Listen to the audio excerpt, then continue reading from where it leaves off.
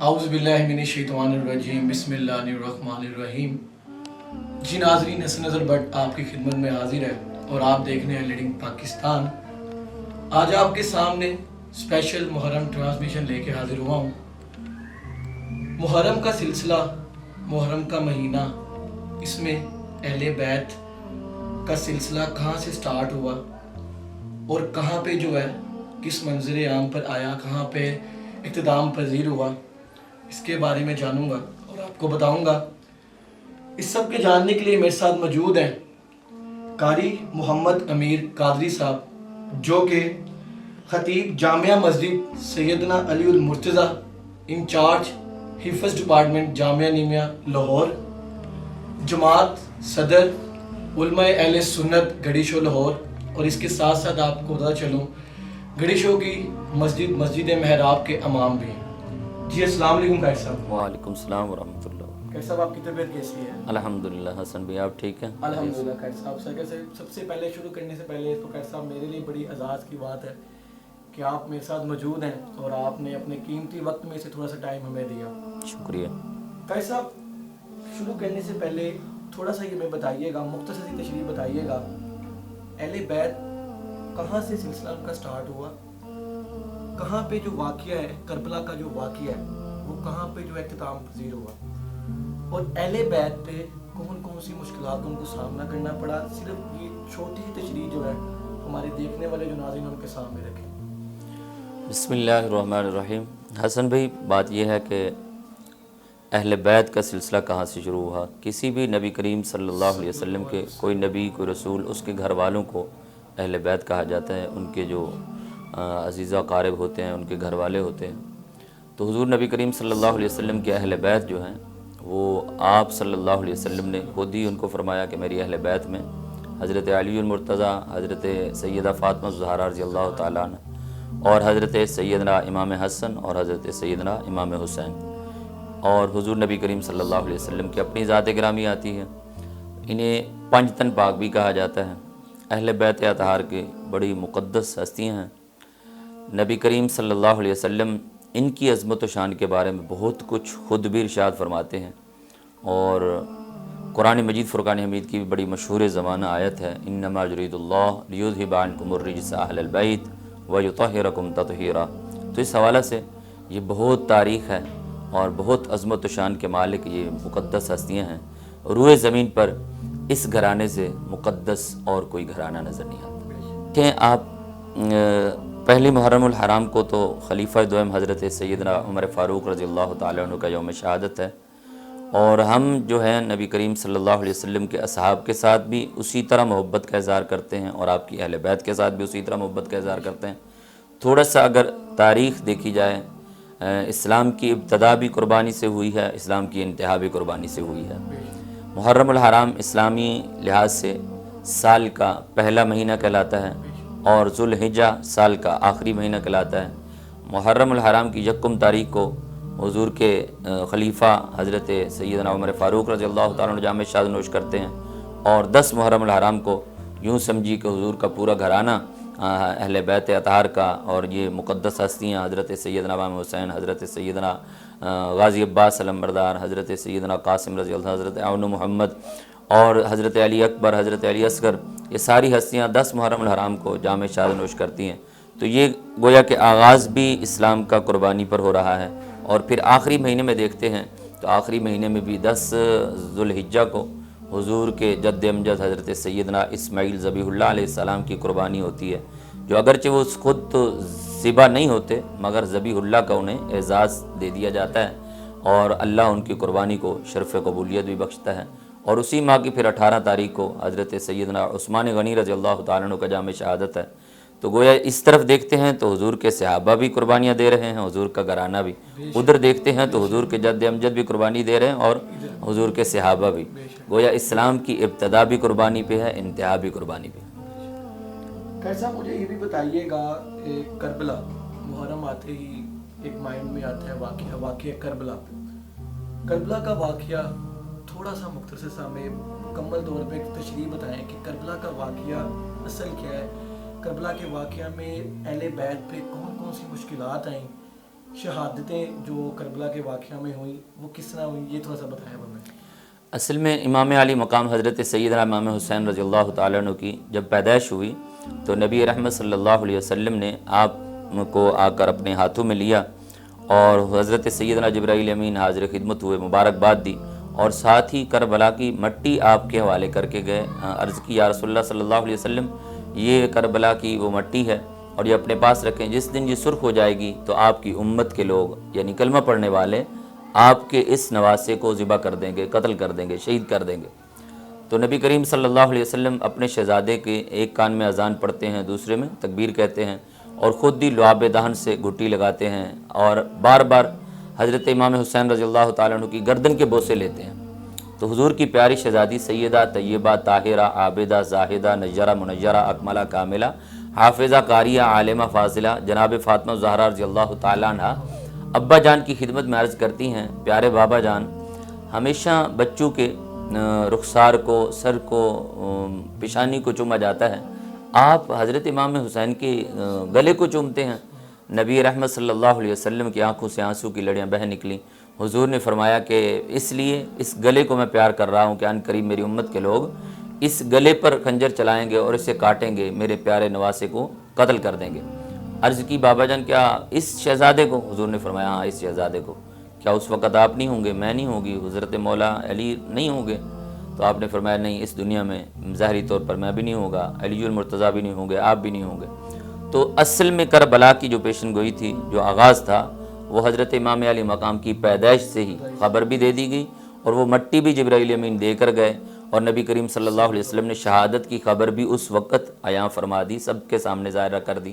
اور وہ جو مٹی تھی وہ نبی کریم صلی اللہ علیہ وسلم نے نہ اپنے پاس رکھی اور نہ ہی حضرت سیدنا علی المرتضیٰ کو دی اور نہ ہی حضور اپنی شہزادی کو دیتے ہیں، نہ ہی کسی اور زوجہ محترمہ کو دیتے ہیں، بلکہ آپ بلاتے ہیں حضرت ام سلمہ رضی اللہ تعالیٰ عنہ کے سپرد کرتے ہیں۔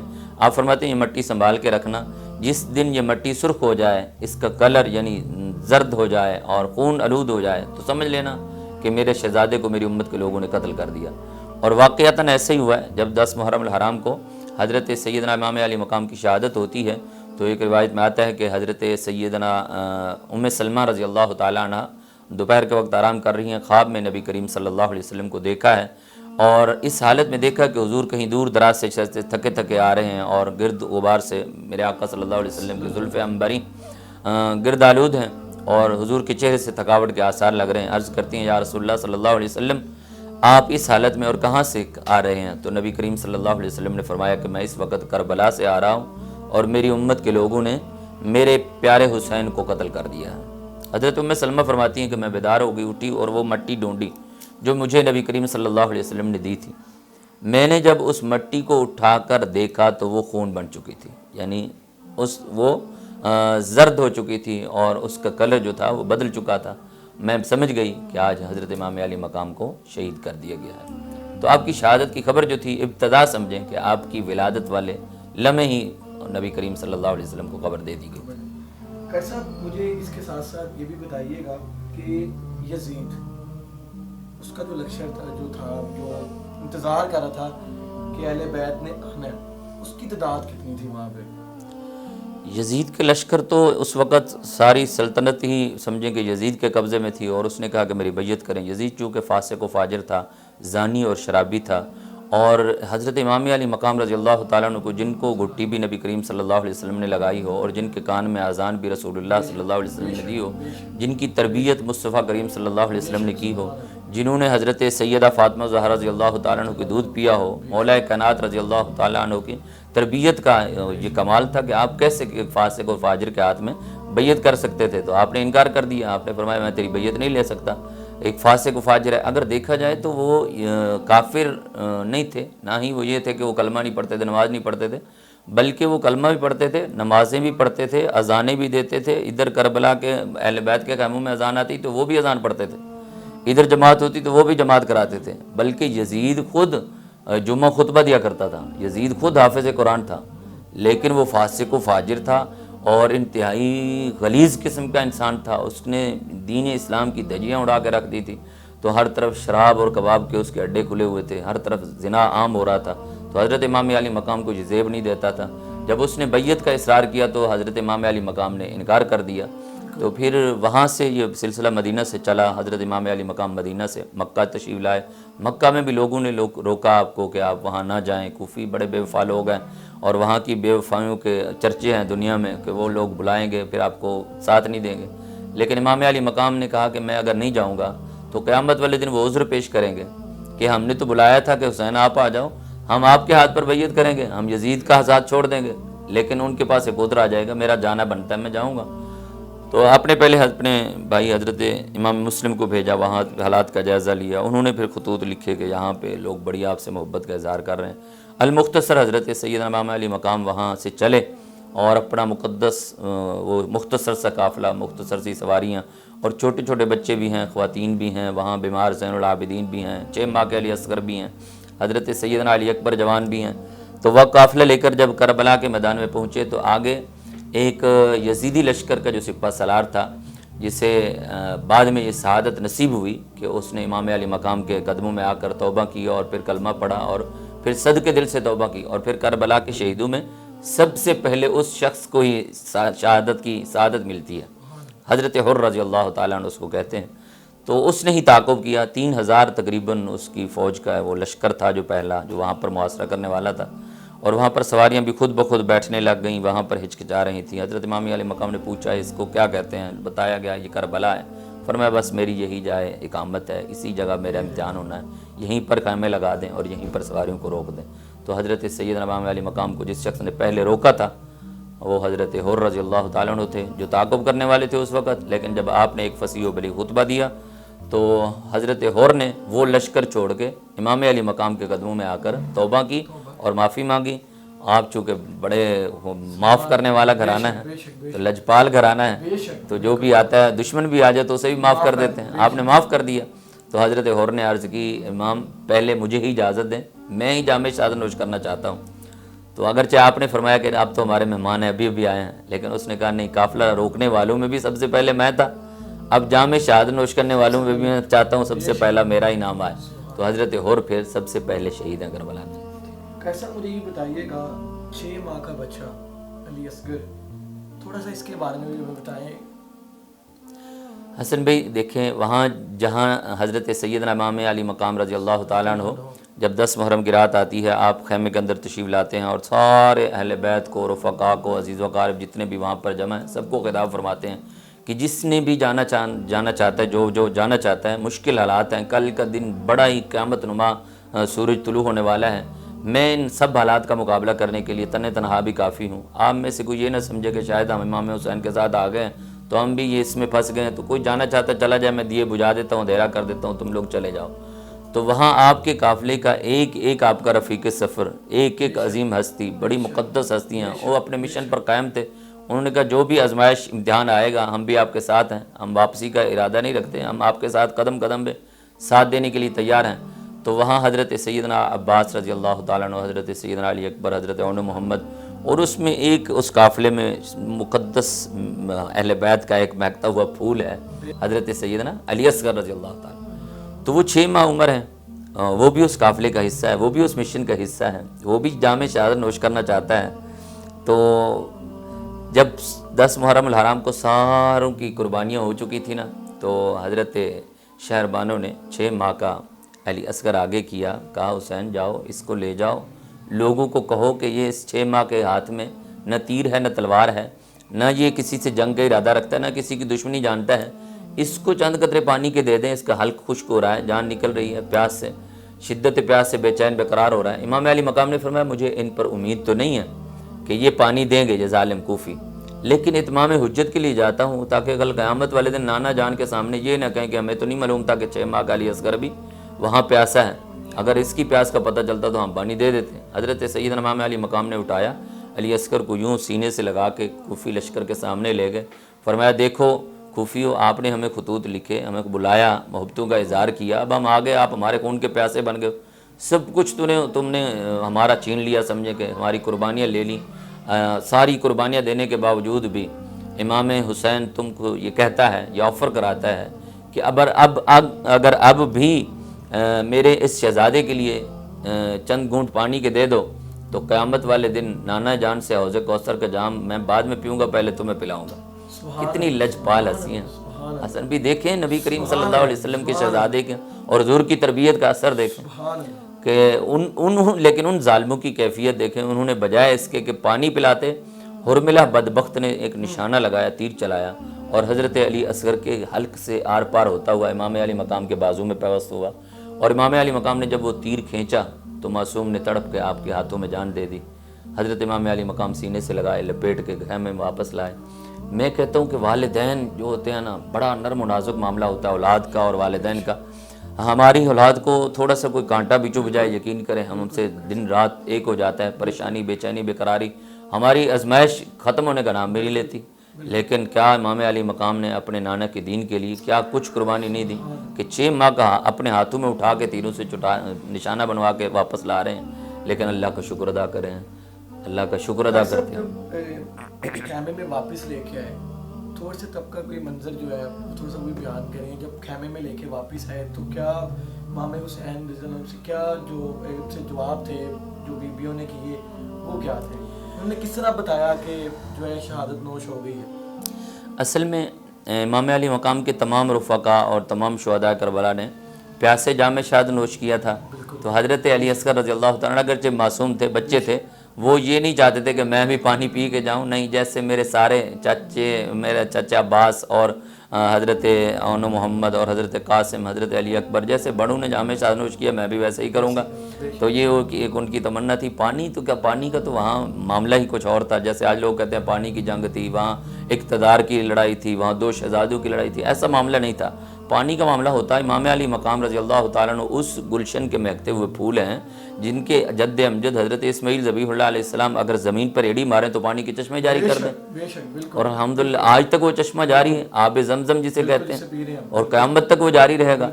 اور آپ اس نبی کے نواسے ہیں کہ جس نبی کریم صلی اللہ علیہ وسلم نے مقام احد پر مقام حدیبیہ پر نبی کریم صلی اللہ علیہ وسلم کے غلاموں کو پانی کی ضرورت پڑتی ہے، حضور ہاتھوں سے پانی کے چشمے جاری فرما دیتے ہیں۔ پانی نہیں، رب کی رضا کو ترجیح دی کہ پانی کی مجھے کوئی ضرورت نہیں۔ حضرت سیدنا علی اصغر رضی اللہ تعالیٰ عنہ کو چونکہ جب بھیجا گیا تھا تو حضرت زینب رضی اللہ تعالیٰ عنہ اور حضرت شہربان اور حضرت سکینہ رضی اللہ، جو امام علی مقام کی چھوٹی سی عمر میں 6-7 سال کی عمر کی بیٹی ہے، تو وہ لپٹ کے کہہ رہی تھی کہ ایک مرتبہ ان کو لے کر جاؤ۔ امام علی مقام تو کہہ رہے تھے کہ ان ظالموں سے مجھے امید نہیں، انہوں نے آپ کو پانی نہیں دینا، لیکن وہ کہہ رہی تھی نہیں، ایک بار لے کر تو جائیں۔ جب امام علی مقام لے کر گئے تو انہوں نے آگے سے یہ سلوک کیا، امام علی مقام اس سے سینے سے لگا کر واپس آ رہے تھے، تو جب حضرت امام علی مقام کی بہن نے دیکھا اور حضرت علی اصغر کی والدہ نے دیکھا خیمے سے، تو ان کو یوں محسوس ہوا کہ شاید علی اصغر پانی پی کے سکون کی نیند سو کر آئے، لیکن ان کو معلوم نہیں تھا۔ امام علی مقام لے کر آئے تو انہوں نے آگے سے بڑھ کر استقبال کیا اور عرض کی، اے میرے ویر، آپ کی ہمشیرہ نے جب پکڑا، ہاتھوں سے لیا، تو کیا علی اصغر پانی پی کر آیا ہے؟ حضرت امام علی مقام کی آنکھوں سے آنسو گرے، فرمایا بہن پانی تو نہیں پی کر آیا، حوض کوثر کا مہمان بن کر آیا ہے، اس نے پانی سے پینے سے انکار کر دیا ہے۔ انہوں نے کیا پانی سے نہیں دینا تھا، بلکہ حضرت علی اصغر نے ان کا پانی پینے سے انکار کر دیا ہے کہ جیسے باقی شہید ہوئے، پیاسے شہید ہوئے، میں نے بھی پیاسا ہی شہید ہونا۔ کیسا مجھے یہ بھی بتائیے گا کہ ابھی آپ بات کہہ رہے ہیں اور میرے پاس الفاظ نہیں ہیں کہ میں یہ بیان کر سکوں آپ کے سامنے، کیسا فجر سے لے کر عصر کے دورانیہ میں امام حسین کی شہادت کا ٹائم آتا ہے، تھوڑا سا یہ بھی ہمارے ساتھ تھوڑا شیئر کریں کہ امام حسین کی جو شہادت ہے وہ کس طرح ہوئی؟ کہا جاتا ہے کہ نماز میں تھے، سجدے میں تھے تو ان کو شہید کیا گیا۔ اصل میں نماز فجر کی امامت سب سے پہلے آ جاتے ہیں اس رات کو، ساری رات عبادت کرتے رہے اہل بیت کے تمام مقدس ہستیاں، تمام نفوس، مرد و خواتین اپنے اپنے خیموں میں عبادت میں مصروف رہے۔ فجر کی اذان جو تھی حضرت سیدنا علی اکبر رضی اللہ تعالیٰ عنہ نے اپنے بابا جان کے حکم سے اذان فجر کہی، حضرت امام علی مقام نے فجر کی جماعت خود کرائی، اس کے بعد عبادت کا تلاوت کا سلسلہ چلتا رہا۔ جیسے ہی سورج چڑھا، جیسے ہی دن چڑھا تو ادھر سے جنگ کے نعرے بجنے لگ گئے، انہوں نے اعلان جنگ کر دیا کہ حسین یا تو بیعت کر لو یا پھر آؤ ہمارے ساتھ جنگ کر لو۔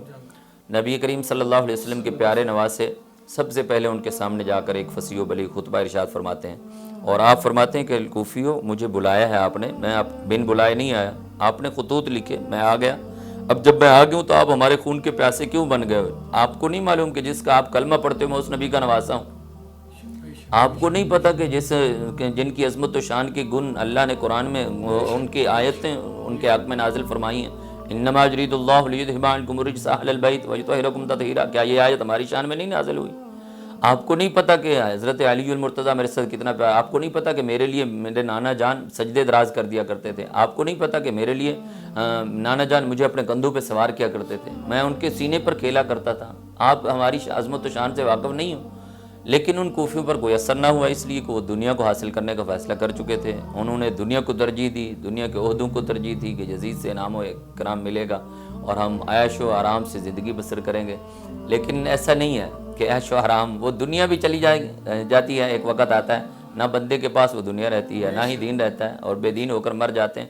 آج تک تاریخ اسلام کی آخر زمانے تک، قیامت تک لوگ یزیدیوں پر لعنتی بھیجتے رہیں گے اور امام علی مقام کو عظمت و شان کے گن گاتے رہیں گے۔ تو ایسے ہی ہوا، پھر ایک سلسلہ چل پڑا، جب وہ باز نہ آئے تو پھر آخر کار وہ سلسلہ شہادت کا چلتا رہا۔ جب عین وقت جمعہ 10 محرم الحرام کا دن تھا اور جمعہ کا دن تھا، عین وقت جمعہ امام علی مقام رضی اللہ تعالیٰ عنہ جب حضرت علی اصغر شہید ہو چکے تھے تو حضرت سیدنا امام علی مقام رضی اللہ تعالیٰ عنہ خود تیار ہوئے اور جنگی لباس سے بطن کیا، نانا جان کی دستار سر پہ سجائی، تلوار حیدری ہاتھ میں لی اور میدان کارزار میں سامنے جا کر کوفیوں کے کھڑے ہو گئے اور فرمایا کہ کوفیوں، کیا اب بھی تمہارے پاس ایک موقع اور ہے؟ دیکھیے حضور نبی کریم صلی اللہ علیہ وسلم کی تربیت کا اثر دیکھیے کہ اہل بیت کے مقدس ہستیوں کو اتنی فراخ دلی کہ دشمنوں کو معاف کر رہے ہیں۔ سارا گھر آپ نے میرا اجاڑ کے رکھ دیا، سب کو شہید کر دیا، اس کے باوجود میں تمہیں معاف کرنے کو تیار ہوں، اب بھی تم توبہ کر لو۔ لیکن وہ چونکہ اندھے ہو چکے تھے دنیا کے لالچ میں، انہوں نے کہا نہیں حسین، یا بیعت کرو یا پھر جان دے دو، ہم تو آپ کی جان لینے کے لیے تیار ہیں۔ حضرت امام علی مقام رضی اللہ تعالیٰ عنہ اپنا خطبہ بڑھا رہے تھے نا، تو یزیدی اتنے، میں بعض دفعہ بڑا مجھے تعجب ہوتا ہے کہ نمازیں بھی پڑھتے، وہ ذکر بھی کرتے، اللہ اللہ کرتے بھی، اذانیں بھی دیتے، وہ کہہ رہے تھے کہ آپ اپنی گفتگو مختصر کریں چونکہ ہم نے جمعہ بھی پڑھنا ہے، اس کے بعد ہمارا جمعہ کا ٹائم نکل رہا ہے۔ دیکھو نمازی کیسے، تم پکے مجاہد نمازی ہو کہ نماز کی تمہیں اتنی فکر ہے، ادھر یہ نہیں کہ جس نبی کریم صلی اللہ علیہ وسلم کا تم کلمہ پڑھتے ہو اس کے نواسے کو شہید کرنے کے لیے تم بے چین بے قرار ہو رہے ہو۔ حضرت امام علی مقام تو فیصلہ کر چکے تھے کہ میں نے تمہاری بیعت یزید کی نہیں کرنی، جان دینی ہے، جان آفرین کے سپرد کرنی ہے۔ تو بالآخر آپ میدان کارزار میں گئے، زخموں سے چور چور، پہلے آپ نے کئی کوفیوں کو، یزیدیوں کو واصل جہنم کیا، لیکن وہاں سے ان کے جو سپہ سالار تھے اس نے آواز لگائی کہ یک بارگی کے ساتھ چاروں طرف سے حملہ کریں تاکہ امام علی مقام رضی اللہ تعالیٰ عنہ کو قابو کیا جائے، کنٹرول کیا جائے۔ اس طرح تو ایک ایک کر کے تو یہ تو سب کو اڑا دیں گے، چونکہ جس کی رگوں میں علی المرتضیٰ کا خون ہو، نانا مصطفیٰ کا خون ہو، اس کا کون مقابلہ کر سکتا تھا؟ اگر آپ چاہتے تو علی اکبر اکیلے ہی کافی تھے اس کارزار میں لڑنے کے لیے، اس میدان میں سب کو واصل جہنم کر دیتے، مگر آپ تو رب کی رضا پر راضی تھے نا۔ حضرت امام حسین نے تو شہادت کو ترجیح دی، اللہ کی رضا کو ترجیح دی۔ تو بالآخر آپ زخموں سے چور چور ہو کر زمین پر تشریف لائے، اور جب آپ زمین پر تشریف لائے تو شمر لائن، بدبخت، تاریخ انسانیت کا انتہائی غلیظ ترین انسان ہوگا یہ، شقی القلب، اور انتہائی جتنے بھی میرے پاس مذمت کے الفاظ ہوں شاید وہ کم ہیں، اور وہ اس سے بھی بڑا پرلے درجے کا لعنتی انسان ہے۔ وہ آپ کے سینہ مقدس پر چڑھ کر بیٹھ گیا۔ حضرت امام علی مقام نے پوچھا تیرا نام کیا ہے؟ اس نے کہا میں شمر ہوں۔ آپ نے فرمایا ارادہ کیا ہے؟ کہا تمہیں قتل کرنا چاہتا ہوں۔ آپ نے فرمایا وقت کون سا ہے؟ اس نے کہا عین وقت جمعہ ہے، جمعہ کا خطبہ ہو رہا ہے اور لوگ جمعہ کی نمازیں پڑھ رہے ہیں۔ آپ نے فرمایا لعین ذرا میرے سینے سے اٹھ جا، ہائے ہائے ہائے، ایک طرف ہو جا، مجھے بھی سجدہ کرنے دے اپنے رب کے دربار میں۔ حضرت سیدنا امام علی مقام نے سجدے میں سر رکھا، آپ نے اپنا کام کیا، سبحان ربی اللہ اعلیٰ، سبحان ربی اللہ اعلیٰ، سبحان ربی اللہ اعلیٰ کی تسبیحاں پڑھیں، اور شمر نے اپنا کام کیا، اس نے گردن کو کاٹ کے ایک طرف رکھ دیا، سر جدا ہو گیا، دھڑ جدا ہو گیا۔ اللہ اکبر۔ حضرت امام علی مقام رضی اللہ تعالیٰ عنہ، علماء کی زبانی آپ نے سنا ہوگا اور علماء نے یہ بیان کیا بارہا مرتبہ، ہم نے بھی پڑھا سنا، جس حالت میں بندہ دنیا سے جاتا ہے قیامت والے دن اسی حالت میں اٹھایا جائے گا۔ اب آپ یہ اندازہ لگائیں کہ امام علی مقام نے سجدے میں سر تو رکھا ہے مگر سر اٹھایا نہیں ہے، سر کٹ گیا ہے۔ گویا حضرت امام علی مقام آج بھی سجدے میں ہے، قیامت تک سجدے میں رہیں گے، اور قیامت تک اور قیامت والے دن آپ سجدے ہی سے ہی سر اٹھائیں گے۔ اللہ اکبر، کیا عظمت و شان ہے۔ تو حضرت سیدنا امام علی مقام کا سر تن سے جدا ہو گیا۔ میں یہاں پر ایک شعر پڑھنا چاہوں گا کہ پڑھو ہر دم درود اس پر، شجاعت ہو تو ایسی ہو، علی بابا نبی نانا شرافت ہو تو ایسی ہو، سرے نیزے پہ حضرت نے سنایا یوں کلام اللہ، پیغمبر بھی ہوئے حیران تلاوت ہو تو ایسی ہو، پیغمبر بھی ہوئے حیران تلاوت ہو تو ایسی ہو۔ ارے اس کی ہمت پر علی شیر خدا کو ناز ہے، اس نواسے پر محمد مصطفیٰ کو ناز ہے۔ سجدے اوروں نے کیے، میں بھی سجدے کرتا ہوں، حسن بھی آپ بھی سجدے کرتے ہیں، بندہ ہے مومن قیامت تک ہر مسلمان سجدے کرتا رہے گا۔ ہمارے سجدے اور اس سجدے میں کیا فرق ہے؟ کہا سجدے اوروں نے کیے پر اس کا نیا انداز ہے، اس نے وہ سجدہ کیا جس پر خدا کو ناز ہے، اس نے وہ سجدہ کیا جس پر خدا کو ناز ہے۔ حضرت سیدنا امام علی مقام کا جب سر دھڑ سے جدا ہو گیا تو کوفی جشن منانے لگے۔ انہوں نے کہا ہم کامیاب ہو گئے، اب ہمیں یزید سے انعام و کرام ملے گا، اور ایک ایک بڑھ چڑھ آگے بڑھ رہا تھا، اور انعام کے لالچ میں مست ہو کے یہاں سے یہ لٹا ہوا اہل بیت کا مقدس قافلہ لے کے جا رہے تھے، اور حضرت سیدنا امام علی مقام رضی اللہ تعالیٰ عنہ کے سر کو نیزے کی نوک پہ چڑھا رہا، کوفے کے بازار سے گزر رہے ہیں، اور کوفیوں کو بعض جو وہاں پر رہنے والے تھے لوگوں کو ان کو پتہ بھی نہیں تھا ہوا کیا ہے۔ وہ جب وہ جا رہے تھے نا قافلہ لے کر تو وہ جشن منا رہے تھے، اور کوفے کے بازار میں مرد و خواتین چھتوں پہ چڑھ کے دیکھ رہے تھے، اور کوئی گلیوں میں چڑھ کے دیکھ رہے تھے یہ کیا کون جا رہے ہیں کیسے جا رہے ہیں، وہ جشن مناتے جا رہے تھے یزیدی۔ لیکن میں سمجھتا ہوں شاید کوئی عقل مند اس وقت ہوتا وہاں پہ، وہ ان کو کہتا کہ تم کس بات کا جشن منا رہے ہو؟ جس حسین کو قتل کرنے کے بعد تم خوشیوں کا اظہار کر رہے ہو، آج بھی سر حسین تو تمہارے سروں سے اوپر ہی ہے، آج بھی سر حسین تو تمہارے سروں سے اوپر ہی ہے، عزت و عظمت تو انہی کے حصے میں ہے، تم جشن منا رہے ہو شاید۔